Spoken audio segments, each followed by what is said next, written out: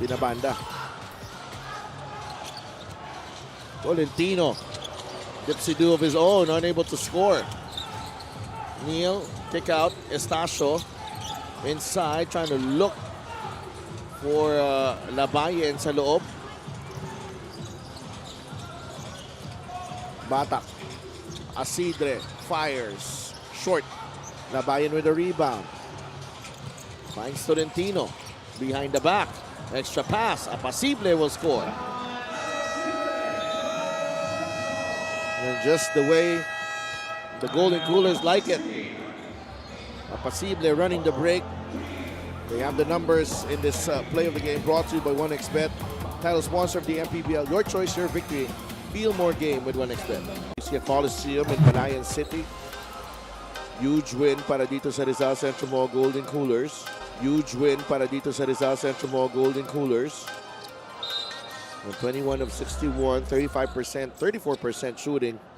And this was the big stat here. Bench scoring, Christian, 56 to 14 for Rizal. Yeah, and again, that was led by the bench. By Balagtas, Samboy De Leon, and Philip Manalang.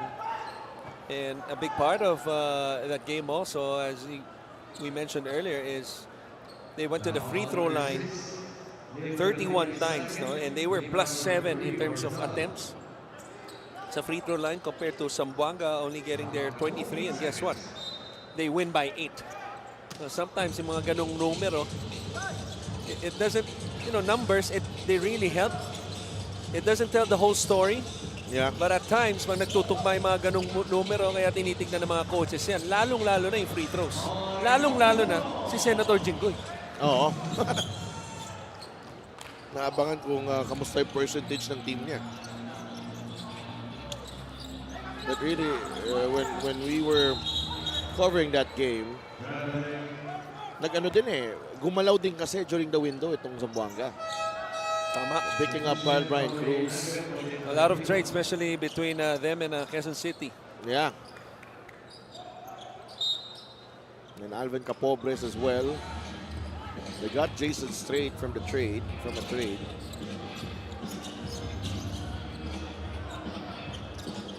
Pasig City with a 1-point lead. Gadin, extended minutes here. Corpus, down low to Galicia. Binabatayan ni Apasible. Jacob. That's a foul. A foul on Apasible.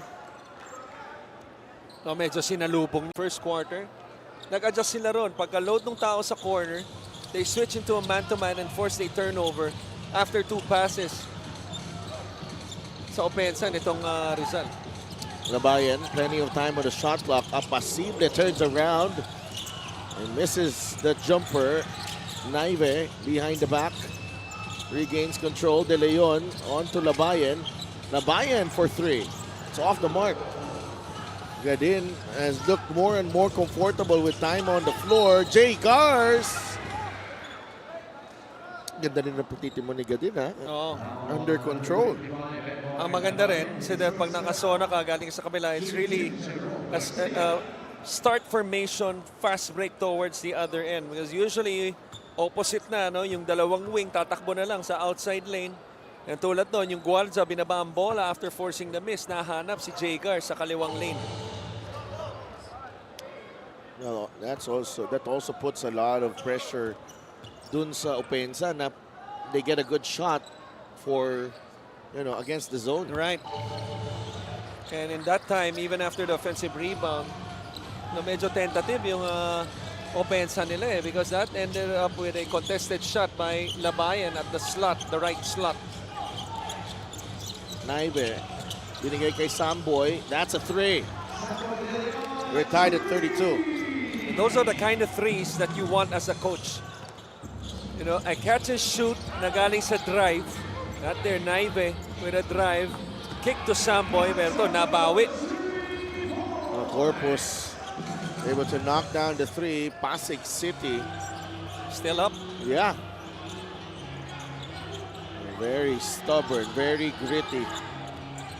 Naive, the swing to Labayen. Atake sa gitna. Labayen, the one-hander. Looks very confident making that move. Ang maganda doon yung timing niya and the closeout. The thing with the zone is that you're gonna have a lot of closeouts.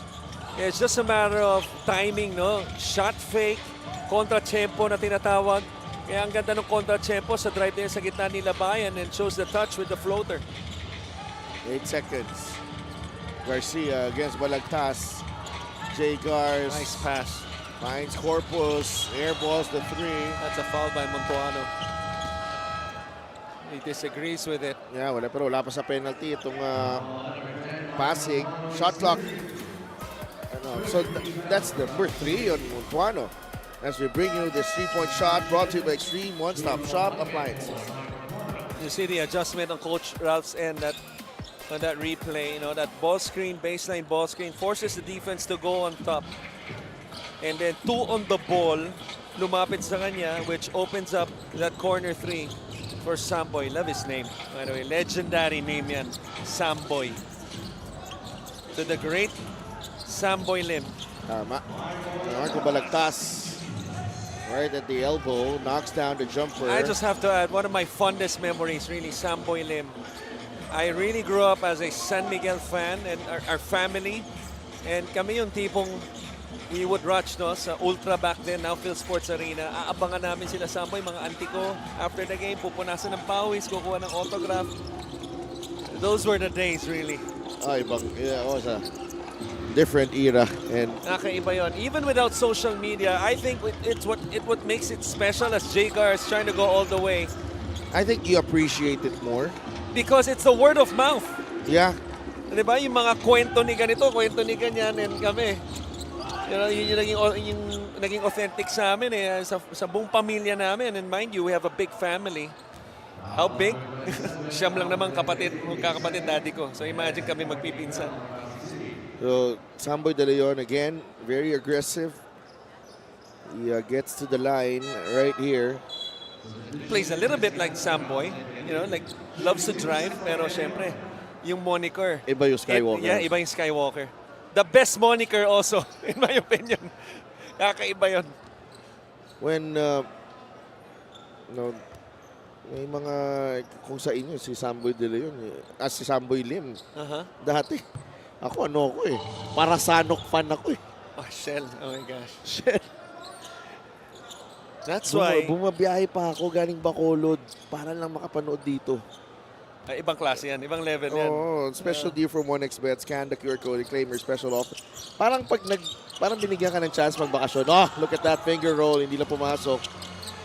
Pag during vacation, summer. Right. Diba? Pag may opportunity. But overall, just a basketball. And I hope, no, that's what we're trying to do here sa MPBL. You know, 7 young seasons. As you see, ito, Galicia and who's that? Pasible? Yeah, silang dalawa. Getting into it a little bit. And while we're trying to pacify the officials, itong dalawa. That's what they're trying to do here sa MPBL. You know, creating memories not only for themselves, and you know, we hope that someday the players, the fans here watching will have stories of their own. Yeah. You know, waiting for Robbie Celis after the game. Oh. Or maybe a JC Marcelino, or former MVP. Dave Ildefonso. Or Dave Ildefonso, di ba? Nakakakuha ng maraming batok even sa mga fans, di ba? Kaya nga eh. I am impressed, no, sa kanyang pasensya. That clip, I think that happened in Montalban. Rizal. In Rizal, no?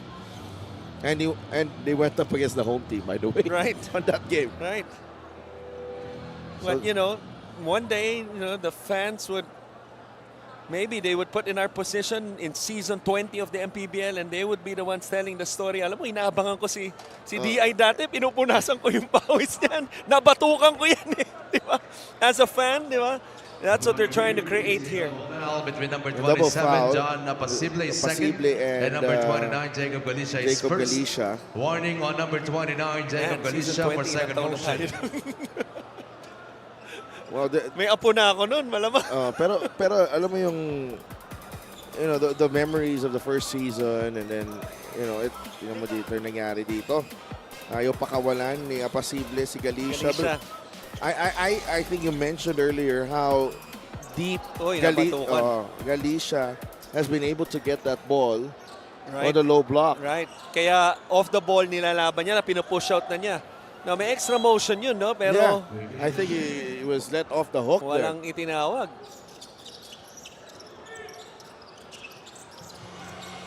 Medyo may May pahabol. May pahabol. Unfortunate is Galicia and Pasig right there. But back to the basketball court. Only 2 seconds remaining. Able to beat the shot clock, but Apacible getting some extended minutes here. De Leon for 3, got it. Oh, what a beautiful skip pass right there. Not sure if that was Naive or Labayan, but either or. The staying off the 3 was Samboy, and he stepped into a shot with a rhythm shot. Pangalawa na yan, tulad nga nung nabanggit mo. Jay Gars blocked by De Leon. He should push the ball. Naive. Labayan's open. Labayan, he'll launch a 3. Masyado malakas. Gilatan off to Warlo Batak. He gets a running start. Warlo, what a move! Might have gotten fouled too. Fouled too, pero the Batak, ang bilis naman tumayo. Bumaba ka agad. Super Warlo na yan eh. Ibang klase yung mga galaw ni Warlo. It's been a really impressive stretch for him as well. Samboy did not hit. Kilatan. That's a foul na posible. Posible. Tatlo na yan, na posible.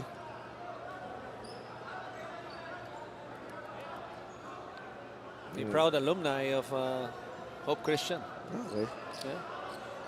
Yeah. Si Coach Gerson, Hope din, di ba? Yes. Yeah, Boss Bernard.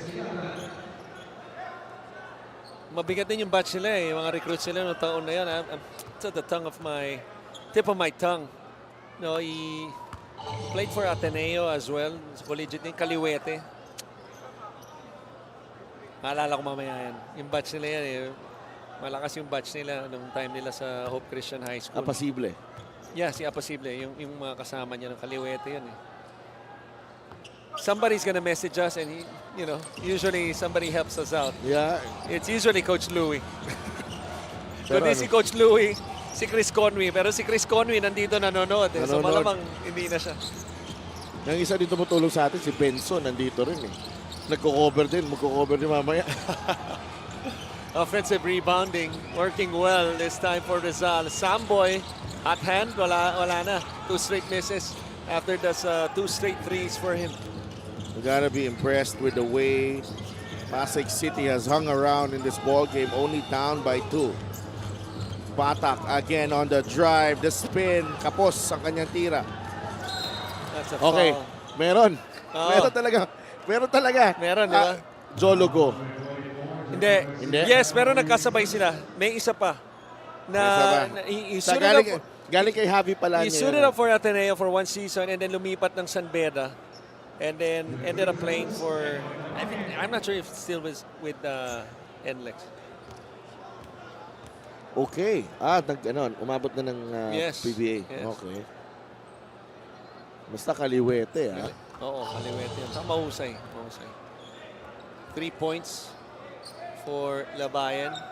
Solid minutes para kay Labayan. Well, it's been a struggle for him shooting the basketball. Only 1 for 3, but makes the free throw. Can he complete it? Splits the free throws. Double foul, itatawag. And that's number 4 on Apacible. Yeah. Pero gusto ipa-challenge ni Chito Jaime. Yes. Clint Doliges. There you go. Hindi yung Kaliwete eh. Hindi ba Kaliwete si Doliges? Sorry, walang signal. Hindi ba Kaliwete? Thank you, Jun Monsubre. Yeah, Monsubre, salamat. Panalo ka sa aming trivia. May pasalubong ka galing sa aking partner. May ref magnet galing sa Europe. Pasensya na. Hindi pala Kaliwete. 41 to 38. Naglalaro dito sa MPBL. Naka-line up sa Basilan, I think. Start of the season. Okay.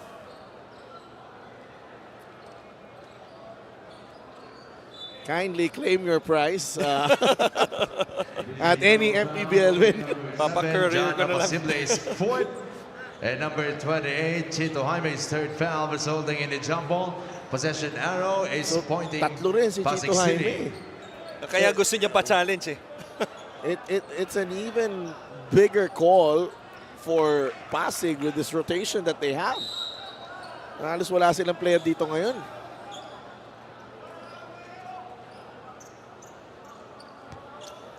But we've seen a lot of calls na mas mabigat ang contact being let go here. Tama. Garcia fires a jumper. That's short. Rebound, Serrano. Samboy has time. Gets it to Naive. Naive will shoot and knock it down. And, what a heartbreaking way to finish the half para sa Pasig City. They were in there for the most part, and then medyo bumitaw sila sa depensa dito sa dulo. Ang tira ni Jagers medyo maaga pa, may oras pa. Right. So, decision making, obviously, poor decision that time, but this was a terrific last moment decision, no? Para kay Samboy, who's trying to create a shot for himself, getting to his sweet spot sa left elbow. But because there was still time, he picked up the basketball. He found the open man in Naive, and that quick release, right in the nick of time. That's a big shot by Naive to extend the lead. 6-point game at the end of the first half. We'll be right back.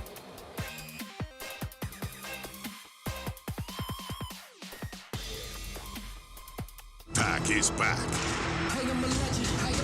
8-division champ Manny Pacquiao makes his triumphant return. In his way stands WBC champion Mario Barrios. Legendary. Plus Fundora versus Zoo 2 in an epic rematch. What a gutsy battle! And Pitbull runs it back against Angel Fierro. Can you say fight of the year? It's a stacked night of hard-hitting title fights.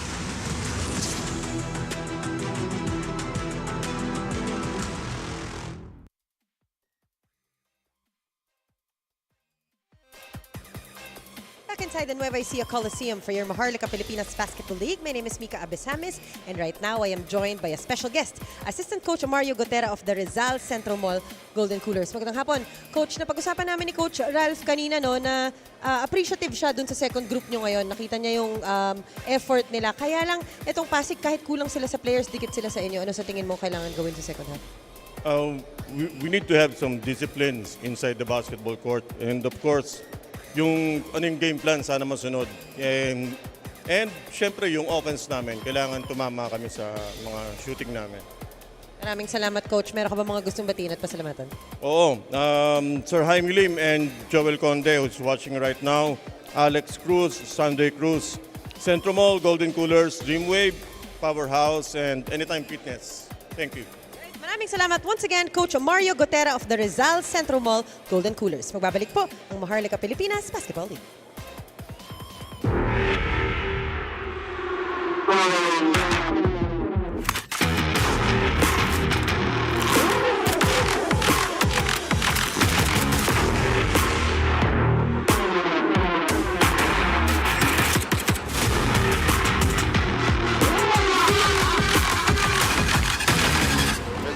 A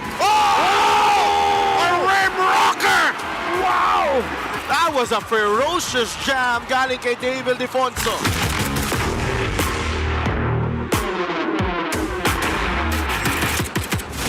Ocon draws closer, finds Manaytay! Oh! He just posterized Miles Canyal! Christian Manaytay, that was nasty! Wow! My goodness! Me oh my!